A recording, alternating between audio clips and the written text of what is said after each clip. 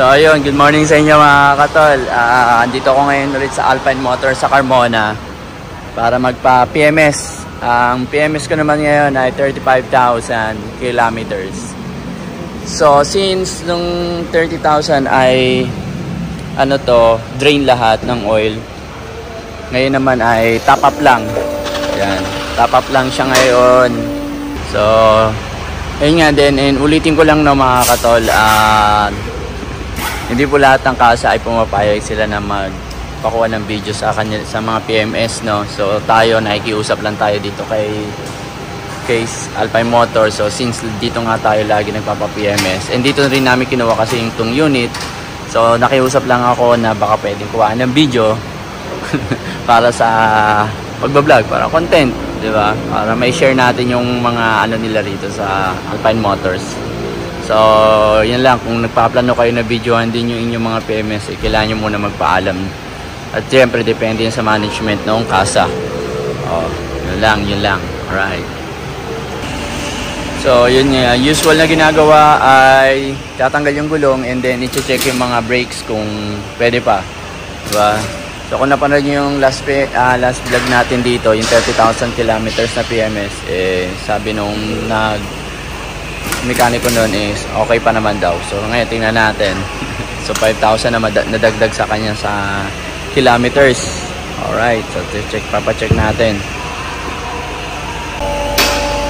So ito si kuyang mag-handle ng natin ngayon PMS. Yan. Ano paalam mo kuya? Joel. Shoutout sa iyo, kuya Joel. Siya ngayon ang mag-handle ng ating PMS.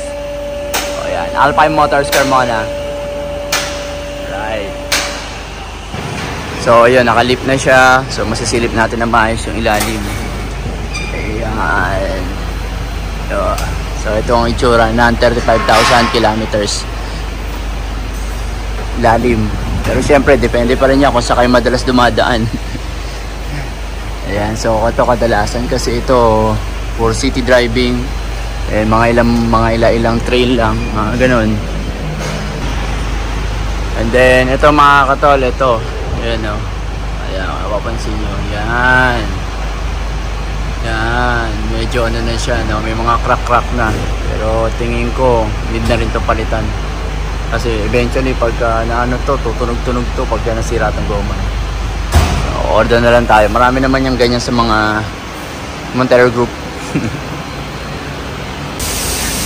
Ayan, ito na. Tinitignan na yung preno. Musta boss yung preno? Nakapal pa? Yun, mga katol, makapal pa daw. Harap at likod. Yun. So, according kay Kuya, anong alpala mo? Joel. Yun. Ayan, si Kuya Joel. Ano siya? Okay pa naman daw. So, 35,000. Stock pa rin yan, mga katol. Hindi pa po ako nagpapalit ng preno. Simula na kinuha to, 2021. Ayan, 35,000 kilometers ang tinakbo. So, makapal pa raw. Ayan. Alright. Tipid. Okay. So, ayun mga katol. Usually kuya, pagka top up 35,000 kilometers, ano mga ang mga gagawin? Check. Mga open brakes yan, mga fluids yan, mga Kulan. Kasama na sa mga tinitik yan, sir.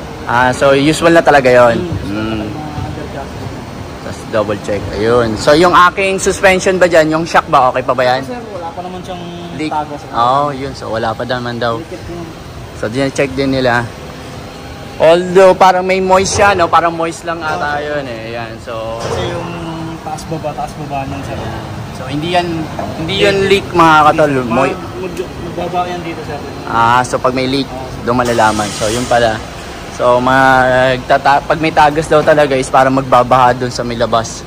So ngayon wala naman siya. So moist lang talaga siya. Ayun din ang sinabi sa akin ni Tropa. Ayun si Tropa, yung isa. Yan. Shoutout sa'yo. So, ayun. Okay. Iwas gastos po ulit. Nilalagay mo na yan, boss? Grasa, sir. Grasa. Para hindi lang manikit yung Hindi lang manikit? Okay. Dito sa pinaka-slide niya. Ayun, sir, tulad ng bakal. May friction. Talagang ginagrasaan na. Kailangan lagyan ng grasa. So, yun pala yung mga katol. Yan. So, ngayon ko lang siya nakita eh. Ngayon ko lang napansin. So, ayun. Nilalagay pala ng grasa yung gilid na yun. Para sa hindi nga daw mag-ingay, no? Ayan. Alright.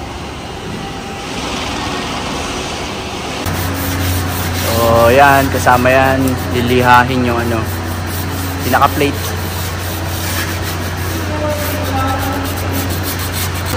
Tapos yun, sprayan.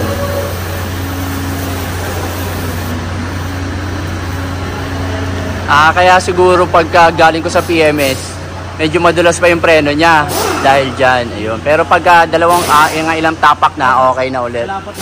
Oh, so yun pala yun. So baka na-experience nyo rin niya mga katol na akala nyo pagkatapos ng PMS biglang ayaw kumapit, parang biglang ayaw kumapit ng preno, di ba? So pag mga nakakailang tapak, nakakapit na siya ulit. Yun ay dahil nga doon sa in-spray nila. So kasi kada PMS ginagawa yun eh. Alright. So wag tayong mabahala doon.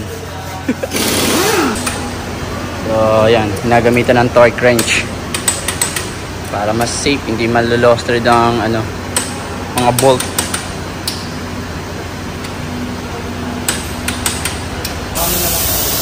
So ayan yung mga filter to, cabin filter at saka engine filter. Yung sa engine filter yun, so cabin to, so, aircon. Yan.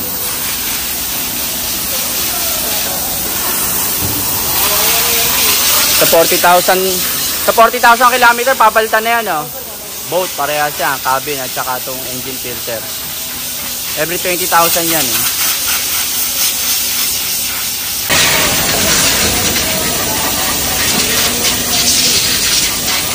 Maganda rin talaga nabibidyoan para kahit paano nakikita natin kung ano yung mga dapat na ginagawa, you know? Pero syempre depende pa rin yung sa kasa. So, yun lang.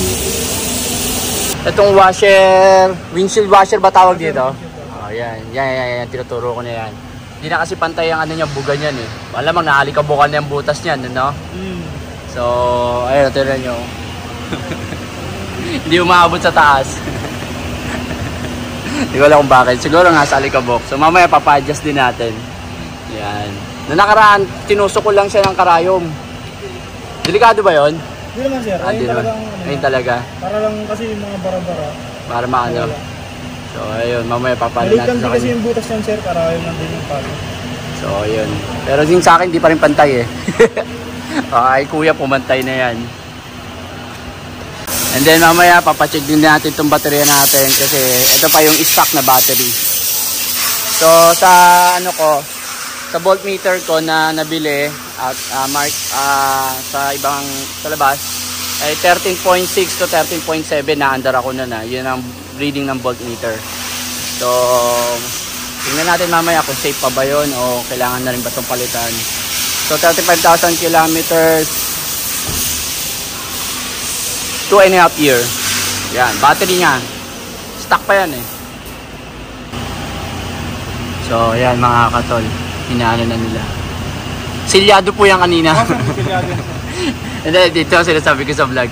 Nakikita ko yan, lagi yan, silyado talaga. Itong fully synthetic. Fully synthetic. Top up lang tayo ngayon mga katol kasi ano to eh, fully synthetic.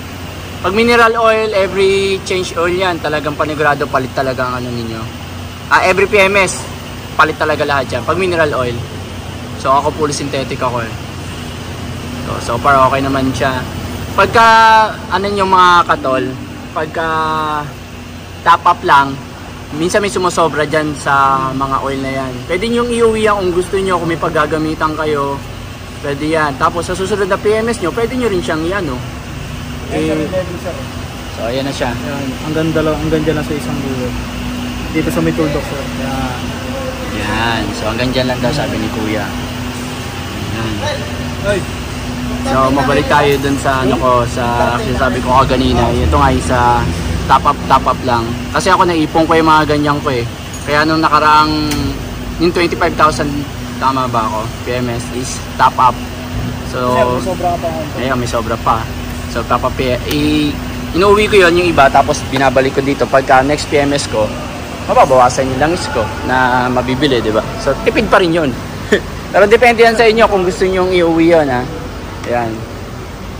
Alright.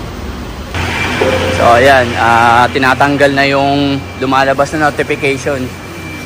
Ayan yun. And then, syempre, car wash. After nito, car wash. Patapos na yan, kuya, no? Ayan. So buti na lang wala masyadong pila. Ano papatagal dito sa PMS natin is yung car wash eh. Pero choice nyo naman yun mga katol. Sa ngayon, walang masyadong pila. So okay pa yan. Papacar wash ko na rin to. At libre po yung car wash nila rito. Sa ibang kasa hindi ko alam kung libre Pero dito libre po. Kasi napakalinis na ng sasakyan natin. Masyado po ako masipag maglinis. Kaya ganyan po siya kalinis. Ayan o. Diyos ko. Ayan o. Diba linis? So ayan, double check na nila yung mga possible na lumuluwag. Ayan. And then after nyan, pag bago i-release to, double check pa rin to ng SA, no? Ang leadman sir. Ng leadman pala. So ayun, so double check pa yan. Siyempre, ganun talaga. Hindi naman natin masasabi, baka mamaya may nakalimutan. Siyempre, tao lang din naman yung mga mekaniko na yan. So kaya kailangan double check talaga. So ganun, kaya mas nagustuhan ko rito sa sa kasa. Yan.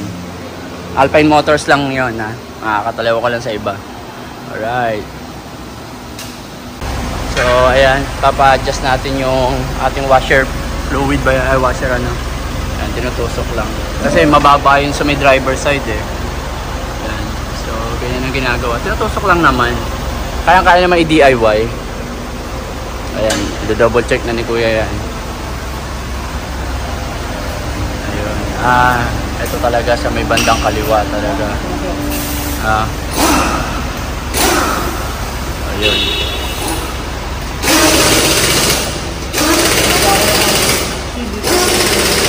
Okay. Salamat, kuya. So, ayan, tapos na siya mga katol. Mabilis lang naman siya kasi top up lang naman. And then check lang ng mga preno, mga bushing, yan, battery. And then dadali na siya rito sa car wash. So, ako kasi minsan hindi ko na pinapa-car wash lalo na pag sobrang haba ng pila. So, ayan na siya. Ayan si Sky. Yan. So, sa car wash is ayun, isa. Dalawa. Ayun. Dalawa yan. Anyway. Okay, tsagay na natin. Sayang mga gaga pa naman. Alright, let's go. Ayun mga katol, tapos na siya. Na-car wash na rin. Ito nga pala si EJ Santillana. So, ayan siya. So, pag pumunta kayo rito, hanapin nyo siya sa Alpine Motors sa Carmona. So, Jay, maraming salamat Thank you. So, additional lang pala mga katol. Yung sa battery pala is palitin na rin pala siya. So, although maganda yung bolt niya, yung voltahe ng battery, pero yung sa Montero daw kasi dapat nasa 500 plus ata. Nakalimutan ko yung pinaliwanag kanina. Pero mukhang palitin na nga rin. So kailangan ko na rin magpalit. Although okay pa naman siya. Ito yung reading 13.5 volts sa voltmeter. Diba? So hindi ko nakita yung papel kanina sa nag-read ng battery. Anyway, so kailangan ko na rin siyang palitan. 34,966 kilometers, 2.5 years na battery. Kailangan na palitan. Alright, let's go. So ayan mga katol, ito ni-recommend sa akin ni Kuya Mega Force. Sister company to ng Motul. Dre, sister company ng Motul. Sure ka rito Ayan, 21 months daw ang warranty. Ano kasama sa warranty? Lost connection lang sir. So lost connection lang daw. Ayun ang kasama sa warranty. Ang maganda rito, mas mataas yung ampere. Tama no? Ito, mas mataas yung ampere niya. Ayan, 85. Ito, ditubig lang ampere. Ito kasi Motorride Enduro. Ito dapat yung bibilin ko. Ang ampere nito ay 70 ampere. 70? Sa makikita. May babang niya yung sir mamaya. So ito kasing Motorride Enduro 70 ampere. Yan, 85 talaga. Ito 85 ampere, mas mataas ang warranty. Yung kagandahan po yan sir. Lahat po ng mga accessories mo tayo na yung galit. Okay, so ma-charge kasi ng cellphone, no? So, although sige, try natin to. Okay daw, try namin to.